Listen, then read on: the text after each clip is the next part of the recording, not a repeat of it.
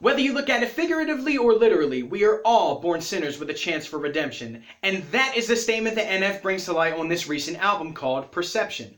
Now, this album was released last year, and honestly, I have to say, when this album was released, it automatically became a classic. Automatically. And some of you may be wondering why. I don't know who this guy is. And to the people that do know who he is, let me explain for the people that don't know. He is a Christian rapper that is based out of Gladwin, Michigan. And he is one of the most lyrical MCs that I have heard making clean records.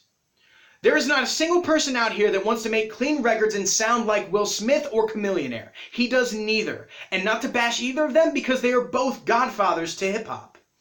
But he does his own thing, he makes his own lane, and he even has made his own flow in the process.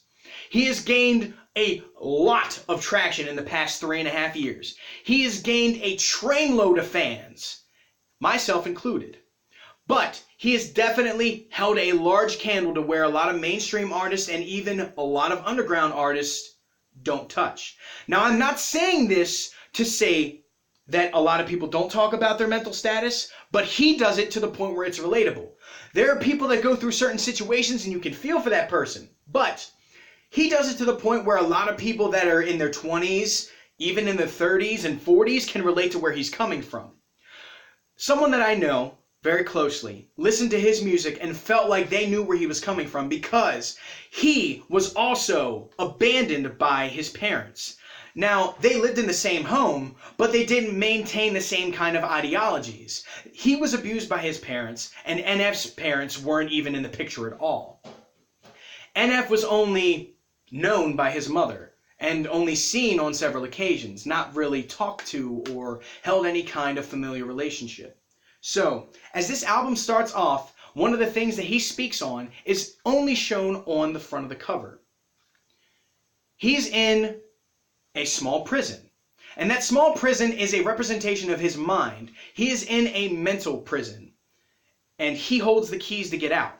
Now, as the intro starts, he talks about killing his fear, putting it in a coffin and burying it in the backyard, being his mind, in the back of his mind. And a lot of people don't understand that perception because when you're inside of your own prison and you have the keys to get out, you always think that the keys are on the other side on a table 20 feet away and you can't get them. But he had them in his hands. And he ended up leaving his own prison, leading up to the second song on this album called Outcast. And Outcast holds such a large torch compared to a lot of people when they lyrically go off on songs, because he does this unlike any artist can.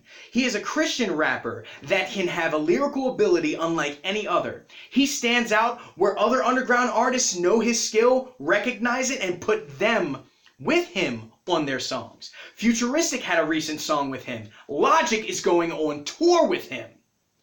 So, he is definitely gaining traction in all the right places, and he's doing it with his skill. He's not selling his soul. He's not doing anything wrong. He's selling himself in the process.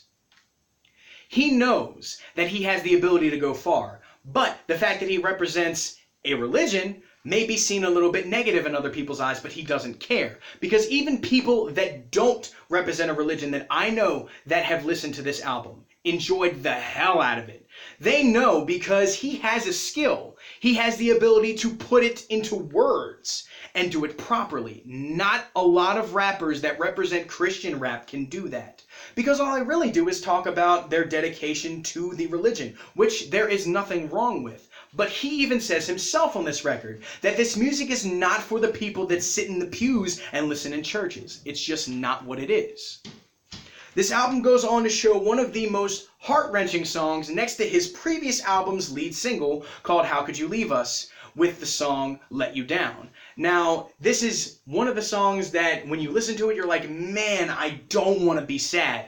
But he does it to the point where it's so convincing that you want to keep going anyway, because his entire album tells a story of killing his fear, going through his musical career, and leading up to a sense of redemption, although he does feel that void that was left when his mother had passed.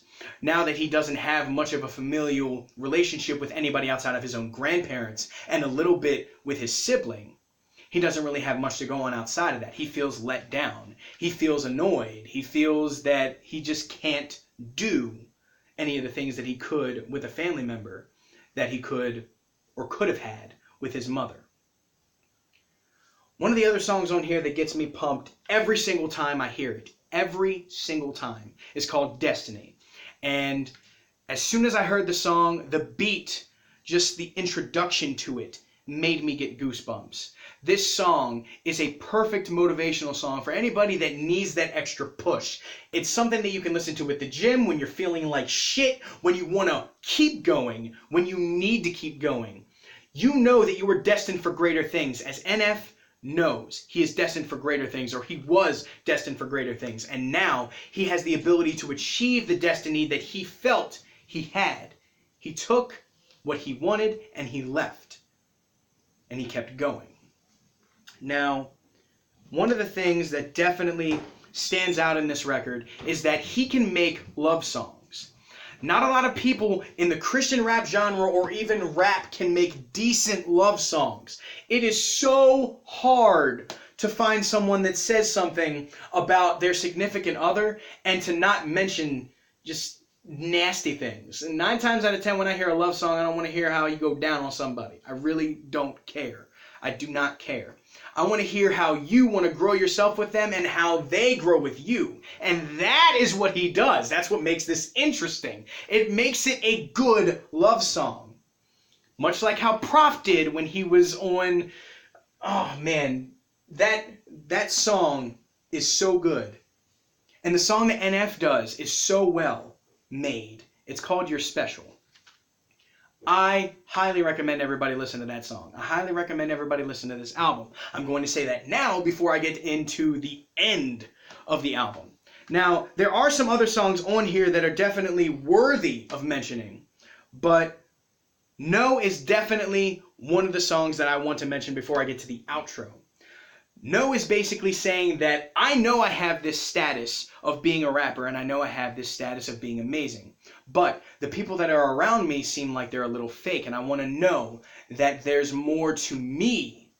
I want to feel that I know that there's more to me than just my music. I want to know that the people around me care less about Grammys and more about family, is what he says on the song, on the chorus. I think that is amazing. The last song on this album is the outro, and that is NF saying that he himself knows that although he was destined for greater things and he has made this music that he's been making for years, in the past 3 years, 3.5 years, he's been putting out albums, all of which cover amazing topics that not a lot of people want to delve into. People still talk about their mental status and talk about depression and things like that, but he makes it personal to other people so it's relatable. Not saying that other people's situations aren't relatable, it's just relatable to a larger populace of people. He knows that he has the ability to be lyrical, and he wants to go farther with that. And he knows that he can make more fans, make more music, and make a larger impact on the game. Like he said, who you know that's dropping clean records, but they're nasty. I think that speaks for itself. It's just the beginning for his career. It's just the beginning for this amazing music. And I am very happy to have reviewed this on episode 30 of Claws today. I'm very happy that everybody that has joined me on this journey has come along and come this far. I hope that you stick around a little bit longer. And I'm very excited to have another surprise review on Friday, because not knowing what's coming out is definitely helping with a little bit of spontaneity and possibility of creating another versus match on Friday. So with that being said, my name is Ethan, otherwise known as Two-Face. There is a link in the description for the purchase info on iTunes for this album. I highly recommend you guys listen to it. I cannot stress that enough. I would not have purchased that album, hard copy, if I did not want to listen to it over and over again. Granted, I have a subscription to a streaming service. I have listened to this album within the past 30 days, in the past 2 days, in the past 24 hours. But I still listen to that album. I still want to have this as a memory for myself, because not many albums leave an impact on me like that. I said when I first started these things, When I held up the Forever is a Mighty Long Time album and I showed it off to the camera, I don't buy albums unless if they make an impact on me. This album made an impact on me. It made an impact on people that I know, I love, and respect. That's what makes this album an instant classic. I'll see everybody on Friday. I hope you guys enjoy the album. Please spread the word about this album. Not a lot of people have talked about it, and I want more people to talk about it. I don't care how many months I'm late on this. And if you see this, I highly respect what you do.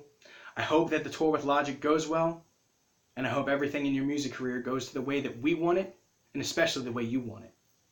Real music. Peace.